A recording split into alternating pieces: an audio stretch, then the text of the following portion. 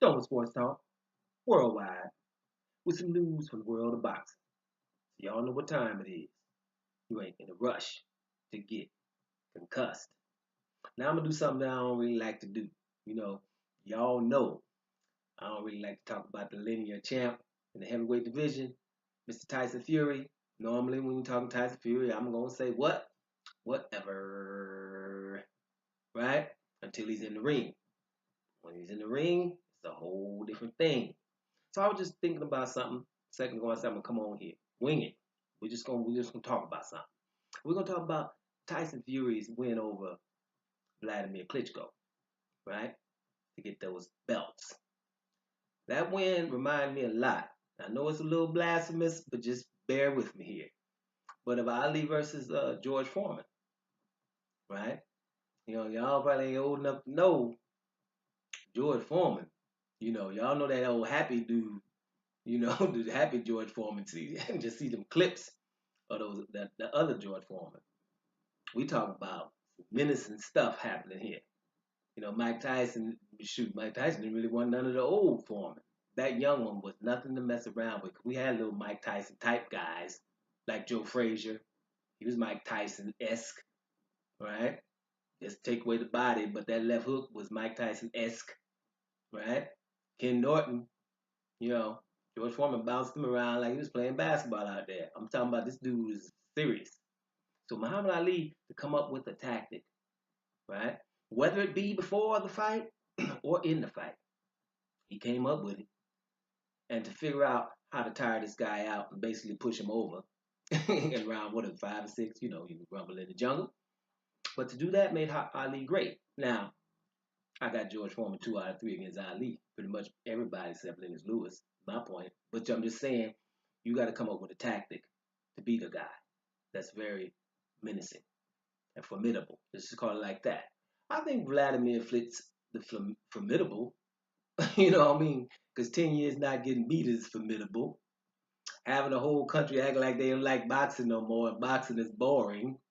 Right? All of a sudden, boxing got boring when two brothers from the same family ruled the division, and because they 6'6", handle their business, discipline, not fat between fights, got the nerve to be doctors, and handling their business.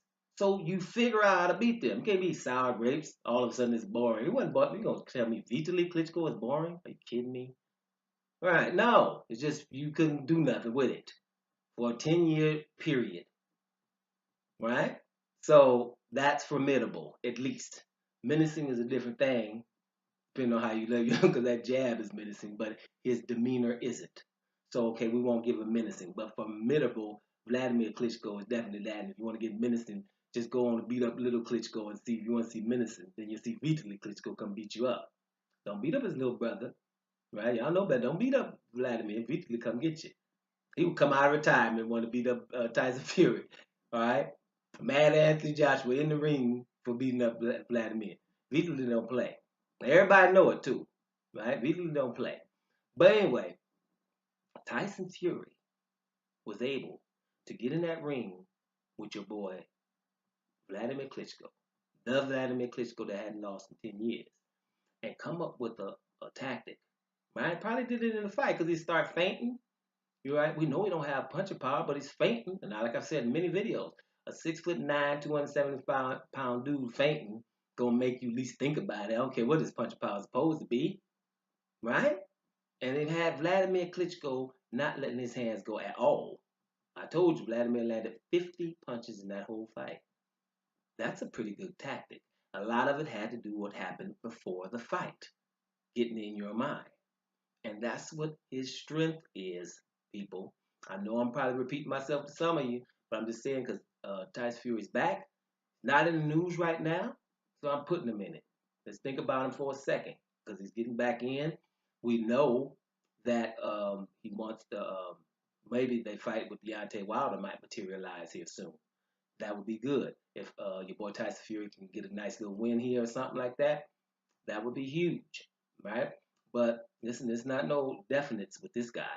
If the guy's motivated, there's something behind that. And that fight had a lot of similarities with that, that fight because the same thing as Muhammad Ali is not really the one punch knockout power type of guy, and neither is Tyson Fury. Feinting, combination, being able to hold when you got to, keeping distance, all those little things, right? So I'm just saying it's very similar. I think it was big, and there was a lot of positives about Tyson Fury. Now, to be fair, here's a negative because I've told you I mentioned him in every video. Louis the Real King Kong Ortiz was willing to step in. He's been calling him out about a month ago. Tyson Fury is always in the media, but he'll say everybody else, but not Louis the Real King Kong Ortiz. So it must be a reason behind that. I've told you guys, ain't nobody trying to fight Ortiz. His phone gets dust on it. He don't even know how to use his iPhone. I've said that several occasions. So that's what that is. But Tyson Fury is coming back. I just want to remind you guys, a guy that could come and beat a Vladimir Klitschko at that point, to make Vladimir Klitschko not throw over 50 punches, is something behind that, people. So let's just recognize. Doma Sports Talk, worldwide, and I'm about here, y'all.